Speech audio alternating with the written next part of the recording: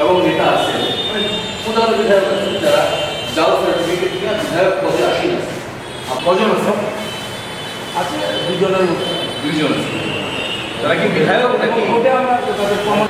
এই জালি সিপিএমের সমর্থিত আরএসপি প্রার্থী পার্থদাসের বিরুদ্ধে শেষ পর্যন্ত আমরা হাইকোর্টে যেতে আমাদের বাধ্য হয়েছে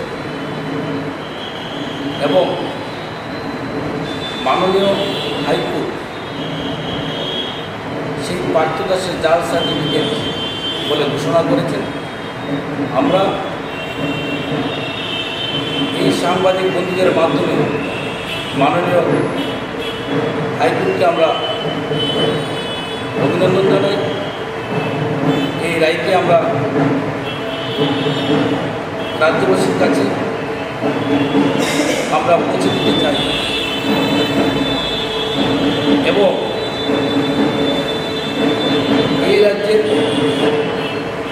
একটা সরকার 6 মাস হলো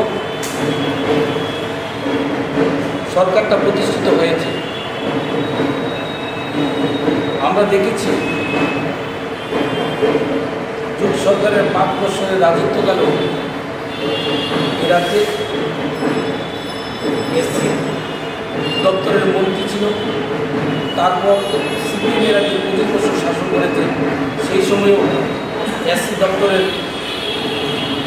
এসসি সম্প্রদায়ের মানুষকে মন্ত্রিসভায় সুযোগ করে দিয়েছিল। দুর্ভাগ্যবশত এ রাজ্যের বিজেপি সরকার আজ পর্যন্ত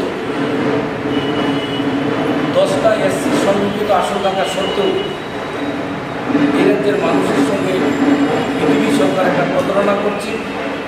আজকে অবধিও এ রাজ্যের মানুষকে এসসি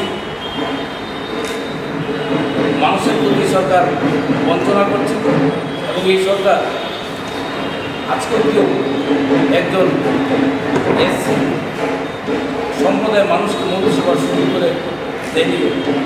সেটা এই সরকারের ব্যর্থতা।